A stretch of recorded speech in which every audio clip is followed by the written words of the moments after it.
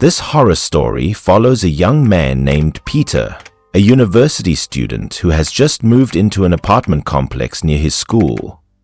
The apartment he rented was quite cheap since it was old and had been unoccupied for a long time, leaving a strong, musty smell. Peter had to purchase almost all the basic furniture and household items himself. On his first day moving in, he was exhausted. After cleaning until nighttime, he turned on his computer to chat with friends. Peter told his friends about his new place, complaining that there was nothing fun around and that he didn't know anyone, making him feel very bored. So he decided to create his own fun. Wherever he went, he carried his binoculars. That was also his perverted hobby. He loved spying on people around him, curious about what they were doing. Peter looked around. It was already dark and everything was silent. Even though he was in an apartment complex, he couldn't even hear the sounds of children. Looking down, he saw an eerily empty scene. There was not a single person outside. However, the apartment building across from his seemed to have quite a few residents. Since Peter was already used to spying, he turned off all the lights in his room, allowing him to observe without being noticed. Across from him, he saw a family sitting together watching TV. In another apartment, a young man was lifting weights. To the right, there was a girl studying at her desk.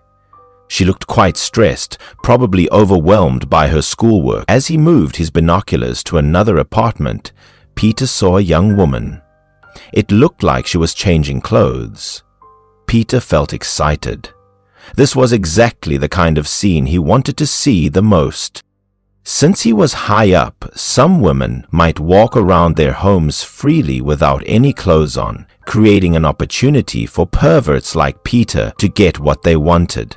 Just as he was watching intently, the lights in the girl's room suddenly went out. Peter thought to himself that sooner or later he would see her face. Surely she must be very beautiful. At least now he knew that a beautiful girl lived across from him, meaning he wouldn't be bored anymore. Peter called his friend to brag about the pretty girl across the way, saying that tonight he would definitely get a glimpse of her face.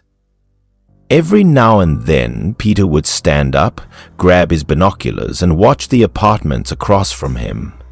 But there was something strange. The family of three was still sitting and watching TV, even though their lights had been turned off. The man next door was still lifting weights. Since these people were sitting by the window, Peter could see them clearly. Even the schoolgirl was still sitting at her desk studying, despite her room being dark. Peter could see them thanks to the moonlight. However, when he looked at the young woman's apartment, he saw her standing in front of a mirror. But something was odd. Peter had been watching for over 15 minutes, yet she hadn't moved at all.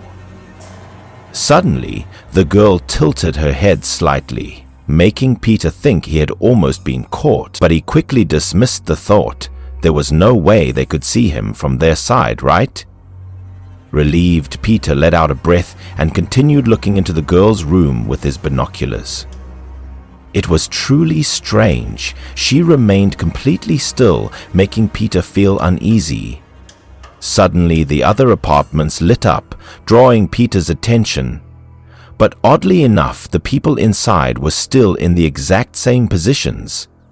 The family of three still watching TV. The young man was still lifting weights, repeating the exact same motion. But how could he have such endless stamina? The schoolgirl was also still sitting at her desk. Peter brushed it off as a coincidence and returned to his computer to continue chatting with his friends. Peter had no idea that a terrifying pair of eyes had already noticed his presence. He kept chatting with his friends until midnight. Since he wasn't used to the new place, he didn't feel sleepy at all. Suddenly, the lights in the apartment complex across from him went out, catching his attention. Peter glanced over and sensed that something was off. Even from a distance, he could feel that someone was standing by the window across from him. a feint. His curiosity got the better of him, so he quickly grabbed his binoculars and looked across. The atmosphere was eerily silent. The wind was picking up and the air had turned cold. Peter saw a vague, dark figure standing completely still in the girl's apartment. He tried to adjust the focus to see more clearly, since all the apartments across from him were now completely dark. Suddenly, Peter jolted in horror. A terrifying face appeared. It grinned from ear to ear and let out a bone-chilling scream. Overwhelmed with fear, Peter screamed out loud. He stumbled backward and fell, realizing that he had just seen a ghost.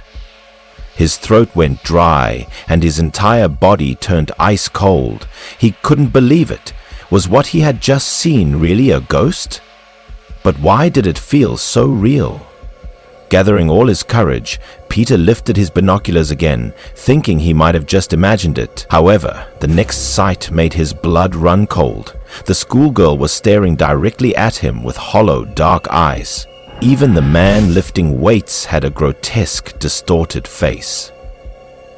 The family of 3 was no exception. They were all standing by their window, staring straight at Peter.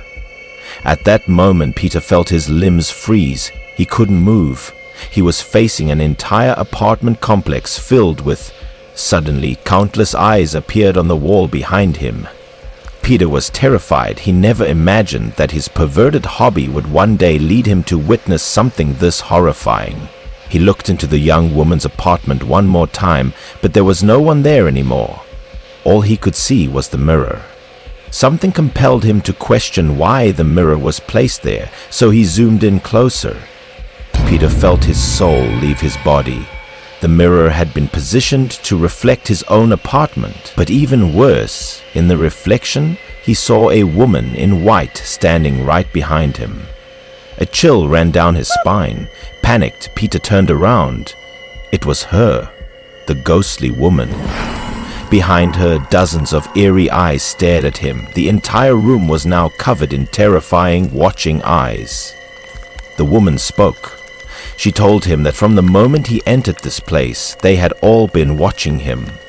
The lights in Peter's apartment suddenly went out, followed by his blood-curdling scream.